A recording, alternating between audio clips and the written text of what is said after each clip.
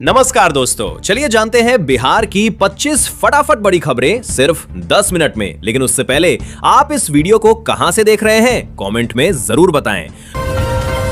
बिहार में जीविका दीदियों के लिए बड़ी राहत की खबर है। मुख्यमंत्री महिला रोजगार योजना के तहत करीब 11 लाख महिलाओं को मई में 20,000 रुपए की दूसरी किस्त दी जाएगी। इससे पहले उन्हें 10,000 रुपए की पहली किस्त मिल चुकी है। सरकार का कहना है कि इस मदद से महिलाएं अपने रोजगार को आगे बढ़ा सकेंगी और आर्थिक रूप से मजबूत बनेंगी। माना जा रहा है कि इस योजना से ग्रामीण स्तर पर महिलाओं की आय में बढ़ोतरी होगी और स्वरोजगार को बढ़ावा मिलेगा। बिहार से इस वक्त की बड़ी खबर सामने आ रही है, जहां सरकार ने बड़ा फैसला लिया है। अब सभी सरकारी कार्यक्रमों और स्कूलों में वंदे मातरम सहित 3 गीतों का गायन अनिवार्य होगा। इसमें राष्ट्रगान, राष्ट्रीय गीत और बिहार राज्य गीत शामिल हैं। सरकार का कहना है कि इस फैसले से छात्रों और आम लोगों में देशभक्ति और सांस्कृतिक जागरूकता को बढ़ावा मिलेगा।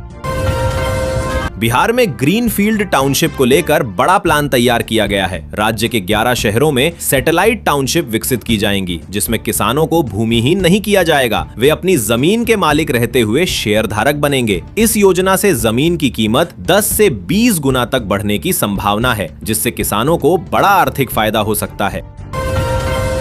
मसौढ़ी में जल संकट गहराता जा रहा है, जहां पारंपरिक जल स्रोत सूखने और अतिक्रमण के कारण हालात गंभीर हो गए हैं। गिरते जल स्तर की वजह से हजारों लोग अब पीने के पानी के लिए डिब्बाबंद पानी पर निर्भर हो गए हैं। चिंता की बात यह है कि इस पानी की गुणवत्ता की भी ठीक से जांच नहीं हो रही है। ऐसे में लोगों के सामने न सिर्फ पानी की कमी बल्कि स्वास्थ्य से जुड़ा खतरा भी बढ़ता जा रहा है। बिहार में गन्ना किसानों के लिए बड़ी राहत की तैयारी की गई है। सरकार ने सस्ता और आसान लोन उपलब्ध कराने के लिए नाबार्ड और सहकारी बैंकों के साथ सहमति बनाई है। इस पहल के तहत किसानों को समय पर ऋण मिल सकेगा, जिससे उनकी आर्थिक स्थिति मजबूत होगी और गन्ना उत्पादन बढ़ाने में मदद मिलेगी। सरकार का लक्ष्य एक ऐसा संपूर्ण इकोसिस्टम तैयार करना है, जिससे किसानों को खेती से जुड़ी हर जरूरी सुविधा आसानी से मिल सके। बिहार पंचायत चुनाव को लेकर अहम अपडेट सामने आया है। राज्य निर्वाचन आयोग ने निर्वाचन क्षेत्रों के प्रारूप प्रकाशन की नई तारीख घोषित कर दी है। अब यह सूची 4 मई को जारी की जाएगी। इस बदलाव के बाद चुनावी प्रक्रिया की अगली तैयारियां भी उसी के अनुसार आगे बढ़ेंगी। अधिकारियों को नए शेड्यूल के मुताबिक काम करने के निर्देश दिए गए हैं। माना जा रहा है कि इससे चुनावी प्रक्रिया को व्यवस्थित तरीके से आगे बढ़ाने में मदद मिलेगी और समय पर सभी तैयारियां पूरी की जा सकेंगी। पटना मेट्रो को लेकर अहम अपडेट सामने आया है। पटना मेट्रो में ISBT से मलाही पकड़ी तक का किराया 30 रुपए तय किया गया है। वहीं फिलहाल खेमनीचक स्टेशन पर ट्रेन का स्टॉपेज नहीं होगा। माना जा रहा है कि मेट्रो शुरू होने से शहर में यातायात व्यवस्था बेहतर होगी और लोगों को सफर में बड़ी सुविधा मिलेगी। बिहार में जमीन और फ्लैट की रजिस्ट्री प्रक्रिया को अब हाईटेक बनाया जा रहा है। सरकार ने मोबाइल ऐप और GIS तकनीक के जरिए भूमि सत्यापन की नई व्यवस्था लागू करने का फैसला लिया है। इसके तहत रजिस्ट्री से पहले जमीन की श्रेणी की जांच डिजिटल तरीके से होगी, जिससे पारदर्शिता बढ़ेगी और विवाद कम होंगे। साथ ही लोगों को एक पेज की मॉडल डीड भी मिलेगी, जिससे प्रक्रिया आसान और तेज हो सकेगी। मुंगेर में ठगी का बड़ा मामला सामने आया है, जहां संत के वेश में आए ठगों ने एक दंपति को निशाना बनाया। पूजा पाठ के बहाने घर में घुसकर ठगों ने भरोसा जीत लिया और फिर मौका पाकर करीब 55,000 रुपए नकद और 5 लाख से ज्यादा के जेवरात लेकर फरार हो गए। घटना के बाद इलाके में दहशत का माहौल है। पुलिस ने मामला दर्ज कर जांच शुरू कर दी है और आरोपियों की तलाश जारी है। पाटलिपुत्र स्टेशन के आधुनिकीकरण को लेकर बड़ा अपडेट सामने आया है। पाटलिपुत्र जंक्शन को अमृत भारत योजना के तहत तेजी से विकसित किया जा रहा है। इस योजना के तहत स्टेशन की सुविधाओं को आधुनिक बनाया जाएगा और यहां वंदे भारत एक्सप्रेस के लिए कोचिंग कॉम्प्लेक्स भी तैयार किया जा रहा है। माना जा रहा है कि इसके विकसित होने से ये पटना जंक्शन का बेहतर विकल्प बनेगा और उत्तर व दक्षिण बिहार के बीच कनेक्टिविटी और मजबूत होगी। पटना के कंकड़बाग इलाके में गैस सुविधा को लेकर बड़ा अपडेट सामने आया है। पटना के कंकड़बाग में सितंबर से घर घर पाइप्ड नेचुरल गैस यानी पीएनजी की सप्लाई शुरू होगी। इस योजना के तहत करीब 50,000 परिवारों को सीधा लाभ मिलेगा। इससे लोगों की एलपीजी सिलेंडर पर निर्भरता कम होगी और उन्हें ज्यादा सुरक्षित व सुविधाजनक गैस सेवा मिल सकेगी। माना जा रहा है कि इस पहल से शहर में आधुनिक इंफ्रास्ट्रक्चर को भी बढ़ावा मिलेगा और लोगों की रोजमर्रा की जिंदगी आसान होगी।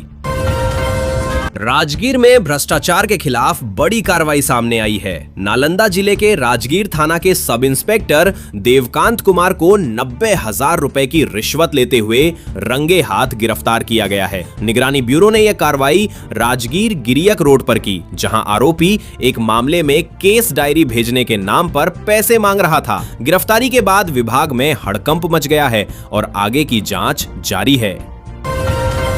पटना मेट्रो परियोजना को लेकर बड़ा अपडेट सामने आया है। मुख्यमंत्री सम्राट चौधरी ने समीक्षा बैठक में अधिकारियों को निर्देश दिया है कि आईएसबीटी और राजेंद्र नगर टर्मिनल को जल्द से जल्द पटना जंक्शन से जोड़ा जाए। पटना मेट्रो के इस विस्तार से शहर में आवागमन और अधिक सुगम होगा। इससे यात्रियों को सीधे कनेक्टिविटी मिलेगी और ट्रैफिक का दबाव भी कम होने की उम्मीद है। माना जा रहा है कि इस प्रोजेक्ट के पूरा होने से पटना में यातायात व्यवस्था में बड़ा सुधार देखने को मिलेगा और लोगों को रोजमर्रा की यात्रा में काफी सहूलियत मिलेगी।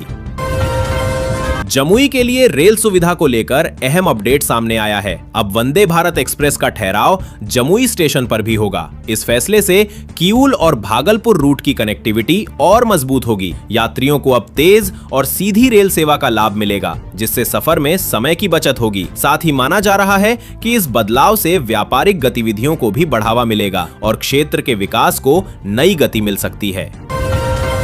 दरभंगा से बड़ा अपडेट सामने आया है, जहां दरभंगा एयरपोर्ट पर पार्किंग की कमी के कारण यात्रियों को परेशानी का सामना करना पड़ा। स्पाइसजेट की मुंबई से आने वाली फ्लाइट को करीब 30 मिनट तक हवा में ही चक्कर लगाना पड़ा, क्योंकि एयरपोर्ट पर पार्किंग की जगह उपलब्ध नहीं थी। इस घटना के बाद यात्रियों में चिंता बढ़ गई है और एयरपोर्ट की बुनियादी सुविधाओं पर सवाल उठने लगे हैं।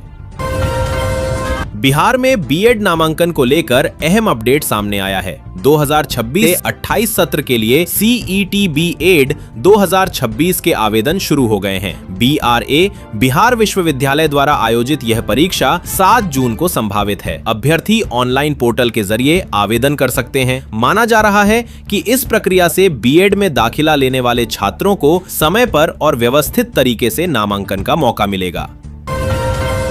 झाझा में रेल सुविधा को लेकर लोगों में नाराजगी देखने को मिल रही है। वंदे भारत एक्सप्रेस का झाझा स्टेशन पर ठहराव नहीं होने से स्थानीय लोग और सामाजिक कार्यकर्ता विरोध जता रहे हैं। लोगों का कहना है कि इस रूट पर ट्रेन का स्टॉपेज जरूरी है ताकि क्षेत्र के यात्रियों को सुविधा मिल सके। इस मुद्दे को लेकर सांसद की भूमिका पर भी सवाल उठाए जा रहे हैं और जल्द निर्णय की मांग की जा रही है। बिहार में वक्फ भूमि को लेकर विवाद तेज हो गया है। मधुबनी जिले में अवैध जमाबंदी को रद्द करने की मांग उठाई जा रही है। अधिवक्ता डॉक्टर मोहम्मद मेहताब आलम ने इस संबंध में सम्राट चौधरी और वक्फ बोर्ड को पत्र भेजकर कार्रवाई की मांग की है। उनका कहना है कि वक्फ की जमीन पर गलत तरीके से जमाबंदी की गई है, जिसे रद्द किया जाना चाहिए। माना जा रहा है कि इस मुद्दे पर आने वाले समय में प्रशासनिक स्तर पर बड़ा फैसला लिया जा सकता है।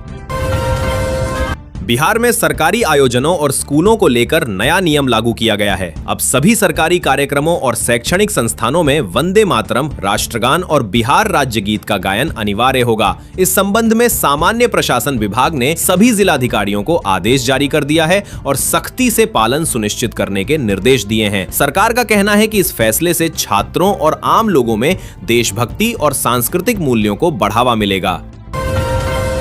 शिवहर में बड़ी कार्रवाई सामने आई है, जहां 10,488 अपात्र लोगों के नाम राशन कार्ड से हटा दिए गए हैं। इसमें मतदाता सूची से बाहर किए गए लोग और नियमों के अनुसार अयोग्य पाए गए लाभार्थी शामिल हैं। प्रशासन अब और सख्ती दिखाते हुए ऐसे लोगों के ड्राइविंग लाइसेंस रद्द करने की भी तैयारी में है। माना जा रहा है कि इस कार्रवाई से सरकारी योजनाओं में पारदर्शिता बढ़ेगी और सही लाभार्थियों तक ही सुविधाएं पहुंच सकेंगी।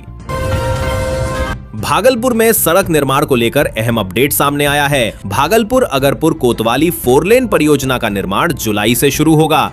करीब 17.75 किलोमीटर लंबी इस सड़क पर लगभग 101 करोड़ रुपए खर्च किए जाएंगे। इस प्रोजेक्ट के लिए 15 एजेंसियों ने टेंडर भरा है और तकनीकी बिड भी खुल चुकी है। माना जा रहा है कि सड़क बनने से इलाके में आवागमन आसान होगा और विकास को भी गति मिलेगी।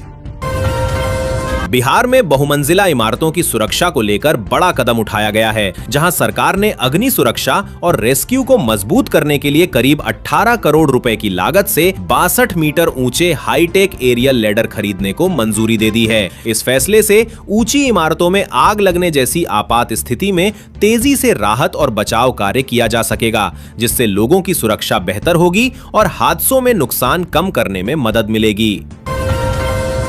पटना नगर निगम ने वार्ड 7 और 8 में सड़कों के निर्माण और मैन होल को ऊंचा करने की योजना को मंजूरी दे दी है, जिस पर करीब 75.58 लाख रुपए खर्च किए जाएंगे। इस पहल का उद्देश्य जल भराव की समस्या को कम करना और इलाके में बेहतर जल निकासी व्यवस्था सुनिश्चित करना है। माना जा रहा है कि इन कामों के पूरा होने के बाद लोगों को बारिश के दौरान होने वाली परेशानी से काफी राहत मिलेगी और आवागमन भी सुगम होगा।